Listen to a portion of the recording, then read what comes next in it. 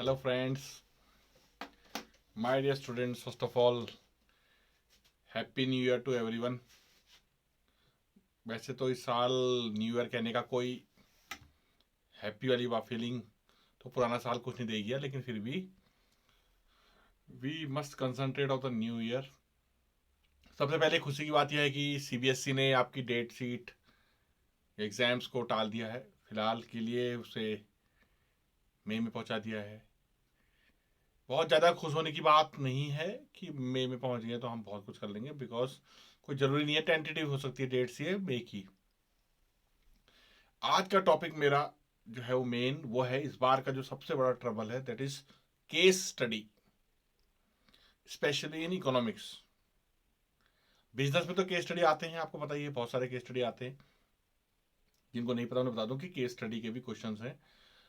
जैसे कि बिजनेस में अगर आपको कोई बहुत बड़ा पैराग्राफ दिया, उससे आपको वन वर्ड आंसर निकालना है, निकालना होता था भी पहले और अभी भी निकालना होगा। तो डरने की बात नहीं है बिल्कुल भी, क्यों हम कैसे करेंगे केस स्टडी। इकोनॉमिक्स में केस स्टडी शायद इस बार ऑब्जेक्टिव के रूप में आएंगे कि ऑब्जेक्टिव्स में केस स्टडी कैसे सॉल्व करने हैं। मैं एक एग्जांपल लूं, जैसे कि किसी भी फॉर्म में कि the price of potato is increase from this to this, और हमको उसके बारे में एक टॉपिक दिया हुआ है बहुत बड़ा कि हमारे वहाँ किसी प्रोडक्ट की मांग या डिमांड या उसकी सप्लाई पर क्या असर पड़ेगा इनकम डिटर्मिनेशन में, because we are calculating with macroeconomics. तो मैं कुछ पॉइंट्स आपको बताना चाह रहा हूँ कि कैसे हमें इनको पढ़ना है। बहुत इंपॉर्टेंट वीडियो है, इसको देखना अच्छी तरह, और ये नहीं सोचना है कि वो कैसे करेगा, मैं कैसे। आपको क्या करना है, मैं आपको समझा रहा हूँ, हर बच्चे को। दो आई नो आपकी इंग्लिश कैसी है और आप भी जानते हैं कि आपकी इंग्लिश कैसी है, बट इन इकोनॉमिक्स इंग्लिश की तरह आपको कॉम्प्रिहेंशन नहीं पढ़ना है। इंग्लिश में हम लोग क्या करते हैं, कॉम्प्रिहेंशन आता है, पहले स्टोरी को पढ़ते हैं, फिर हम आंसर ढूंढते हैं और जहां पर मिल गया चूज कर लेते हैं। यहां हमें क्या करना है, सबसे पहले हमें क्वेश्चंस पढ़ने हैं, हमें कॉम्प्रिहेंशन केस स्टडी की तरह जो आया है उसके क्वेश्चंस पढ़ने हैं। अरे कैसे करूंगा, क्यों होगा, कैसे होगा, ये नहीं सोचना। सबसे पहले हमें क्वेश्चंस को पढ़ना है। फॉर एग्जांपल 5-6 क्वेश्चन आए हैं, उन क्वेश्चंस को पढ़ना है, उन क्वेश्चंस के बेस पे then you have to start case study. तो मैं जो रिसर्च किया, अभी मैंने देखा जो बच्चों को रिसेंटली प्रॉब्लम आ सकती है, जो मुझे लगता है, मुझे भी काफी साल हो गए पढ़ाते हुए इकोनॉमिक्स, तो मुझे लगता है कि इकोनॉमिक्स में या बिजनेस में केस स्टडी करते हो हम लोग क्या गड़बड़ करते हैं, हम उसको पढ़ते रहते हैं पढ़ते रहते हैं पढ़ते रहते हैं और हमारा क्वेश्चन हो जाता है गलत। सबसे पहले हमें देखने क्वेश्चन क्या आए हैं, चाहे वो 11th क्लास हो चाहे वो 12th क्लास हो, कि किसी भी तरीके से क्वेश्चंस को करने के लिए सबसे पहले हमें पढ़ना है क्वेश्चंस को। जैसे मैं कुछ टॉपिक्स देख रहा था कि डिमांड और मैन्युफैक्चरिंग गुड्स के बारे में, या जैसे कि RBI wants to control the credit. RBI को लगता है कि बाजार में पैसा ज्यादा हो गया है, in the recent market there was a lockdown, so there was depression in the country, सामान बिकना बंद हो गया। तो उस पर एक टॉपिक लिखा हुआ बहुत बड़ा आपके पास हेडिंग है, उससे उन्होंने आपको या न्यूज़पेपर कटिंग दे दी कि in order to increase the sale government has decrease the cash reserve ratio और स्टेट लिक्विडिटी रेशियो को घटा दिया है, मार्जिन रिक्वायरमेंट को कम कर दिया है। बहुत सारे क्वेश्चन ऐसे आपको पूछेंगे। अब आपको क्या करना है, जैसे पहला क्वेश्चन है, what will be the impact of cash reserve ratio when there is lack of money in the market. बाजार में पैसा की कमी होगी, सामान बिकना बंद हो गया क्योंकि लोगों के पास पैसा नहीं है, जैसे लॉकडाउन में हुआ। तो ऐसे में सीआरआर को क्या करना चाहिए, तो कैश रिजर्व रेशियो क्या होता है, वो पैसा जो आरबीआई ने अपने पास रखा है एज अ लोन देते वक्त कॉमर्शियल बैंक को, कॉमर्शियल बैंक ने जो लोन लिया था उसने कुछ पैसा सीआरआर के ऊपर रख दिया। अब बाजार में पैसा कम हो गया, तो गवर्नमेंट ने अगर मान लीजिए 10 लाख का 20%, 2 लाख रुपए रखा था अपने पास, तो गवर्नमेंट को लगेगा यार there is a lack of money in the market. उन्होंने क्या किया, उसको 10% कर दिया। अब 9 लाख तक का क्रेडिट, 1 ही लाख बैंक ने अपने पास रखा, 9 लाख तक का कॉमर्शियल बैंक को दे दिया। तो in order to control the money supply in the shortage of money, RBI ने 2 लाख को 1 लाख कर, अब 9 लाख रुपए मार्केट में जा रहे हैं। तो आपको क्या करना है, some of the things which you have to noted, you should note. पहले तो आपको अपने टाइम का मैनेजमेंट बहुत अच्छा करना है। कैसे करना है, 15 मिनट जो आपको पहले पेपर मिलता है उसमें आपको केस स्टडी को 2 बार 3 बार वैसे पढ़ लेना है, या आपको उन क्वेश्चंस को देख लेना है पहले, जो मैंने बताया था। पहले क्वेश्चंस को देख लो आप कि कौन कौन से क्वेश्चन आए और कहाँ कहाँ इनका हाईलाइटेड पॉइंट्स हैं, कौन कौन से पैराग्राफ में कोई मिल जाएंगे।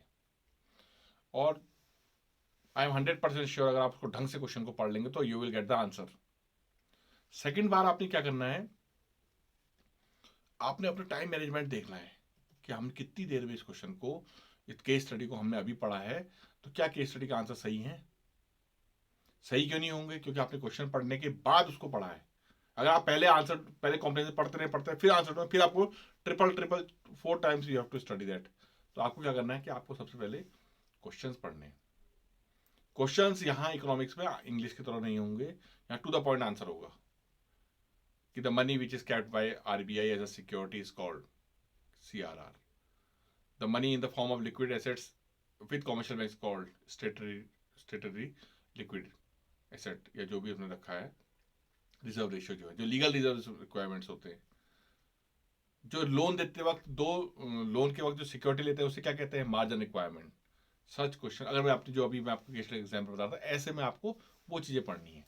तो आप अगर ऐसे देखोगे, भागना नहीं है क्वेश्चन के पीछे, दौड़ लगा रहे, कह रहे नहीं मैं जल्दी करूंगा, नोट मेकिंग वाले फॉर्म में आप पॉइंट्स के रूप में इसको बना सकते हैं। लेकिन आपको अपनी 15 मिनट स्टार्टिंग के बड़े अच्छी तरह यूटिलाइज करने हैं कि what I am going to do. ऐसा ही बिजनेस में है, there are a manufacturing firm and there are two bosses, purchase manager and sales manager and finance manager also.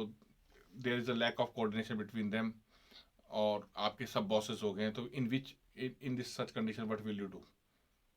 तो कौन सा वाला आपका हेनरी फ्योल का इसमें प्रिंसिपल वायोलेट हो रहा है? Order, unity of command. तो आपको सबसे पहले पढ़ने हैं। पहले तो मैं आपको एक बेसिक चीज बता दूं बेटा, सभी लोग you are you choosing a multiple methods to study this year. YouTube भी है, जैसे मैंने आपको वीडियो दे रहा हूँ, स्कूल के ऑनलाइन क्लासेस भी हैं, अपनी बुक्स भी हैं। कुछ लोग पढ़ ही नहीं पा रहे हैं, समझ में नहीं आ रहा है, स्कूल की क्लासेस जीरो हैं। ऐसे में सबसे अच्छा तरीका है कि सैंपल्स का यूज अभी ना करें, सबसे पहले आप अपनी बुक को कंप्लीट करें। Either it is business, accounts, economics, anything, Indian economic development, कैसे भी क्वेश्चन हो, पहले बुक कंप्लीट होनी चाहिए। आपका बुक कंप्लीट हो गया तो it means you have got 80% more confidence then those who are doing straight away samples. Straight away samples का यूज करें, उससे अच्छा है कि आपने बुक पढ़ी है। तो बुक का यूज आपने, सैंपल का यूज आपने तब करना है। फिर मैं बता रहा हूँ आपको, केस स्टडी पढ़ते वक्त सबसे पहले आपको क्वेश्चंस पढ़ने हैं, भागना नहीं है क्वेश्चन के पीछे, अपना टाइम का मैनेजमेंट सही करना है। और एक बात आपको और बता दूं कि अगर आपका कॉम्प्रिहेंशन पार्ट यानी कि केस स्टडी पार्ट आपने क्वेश्चंस को समझ लिया और ढंग से कर लिया, तो आप कभी मात नहीं खाओगे, आप you will get full marks, क्योंकि उसी में से पूछा है। लेकिन यहाँ आपको क्वेश्चंस का फॉर्मेट जो होगा वो उसी में नहीं होगा, उससे पूछ सकता है वो कि मार्जिन रिक्वायरमेंट क्या है या सीआरआर क्या है, ऐसे कुछ क्वेश्चंस हो सकते हैं। और what is the credit control, what is RBI, और भी चीज़ें हैं। तो मैं सिंपल सी बात आ रहा हूँ, जैसे मल्टीप्लायर वाले से आगे, नेशनल इनकम से आगे, तो वहाँ आपको कंसंट्रेट करना है। केस स्टडी के मामले में जो मैं आपको बताना चाह रहा हूँ, क्योंकि न्यू एरा में ये मतलब न्यू सिलेबस के हिसाब से केस स्टडी इसी साल आ रहे हैं, वो भी इकोनॉमिक्स में। बिजनेस स्टडी में तो पहले भी आते थे। तो ये बोर्ड वाले बच्चों के लिए भी एंड 11th क्लास के बच्चों के लिए भी बहुत इंपॉर्टेंट है कि they must know how to solve case study. Case study बहुत बड़े बड़े होते हैं, एक एक पन्ने के केस स्टडी होते हैं, और उसमें आंसर सिर्फ 1 वर्ड होता है या 1 लाइन का होता है। तो आपको उसमें ये नहीं सोचना है कि अरे छोड़ो इतना बड़ा पढ़ के 1 नंबर के लिए क्या पढ़ूं, बट फर्स्ट ऑफ ऑल आपको क्वेश्चन पढ़ना है, then you have to solve that one. अगर आप ऐसे करोगे तो you will surely get success in case study questions. और अभी पेपर्स आपके आगे बढ़ गए हैं, मई में पेपर होंगे ऐसा कह रहे हैं। इट माइट बी टेंटेटिव, बहुत जरूरी नहीं है कि ऐसा ही हो। उत्तराखंड बोर्ड ने भी कह दिया कि हम मई में एग्ज़ाम कराएंगे। इट माइट बी इन मार्च, अप्रैल, कभी भी हो, क्योंकि आगे भी इससे लॉस है, क्योंकि नेक्स्ट सेशन में आपको वहाँ लॉस होगा कॉलेज पहुँचने में, 12th को 11th को वहाँ लॉस होगा, बिकॉज अगर वो डायरेक्ट प्रमोट होते हैं तो क्या होगा, और अगर एग्ज़ाम होते हैं ऑफलाइन तब क्या होगा। So you must study at home. और मेरा नेक्स्ट वीडियो में आपको एक केस स्टडी का एग्जाम्पल बताऊंगा कैसे इसको सॉल्व करना है। सेकंड, इसके अलावा भी 11th क्लास के लिए भी कंज्यूमर इक्विलिब्रियम कैसे सॉल्व करते हैं, इलास्टिसिटी डिमांड कैसे सॉल्व करते हैं, 12th क्लास के लिए एनपीओ के कुछ क्वेश्चंस इन इकोनॉमिक्स। तो do join me in my next video. Subscribe करें, लाइक करें, शेयर करें, मैंने आपको पहले ही बताया। I will give to the point answers. मैं बहुत बड़े वीडियो और ये वो नहीं बता रहा हूँ, मैं सीधा आपको सिंपल सी बात बताना चाहता हूँ कि कैसे चीज़ें सॉल्व करनी है। Okay guys, subscribe my channel. Thanks a lot.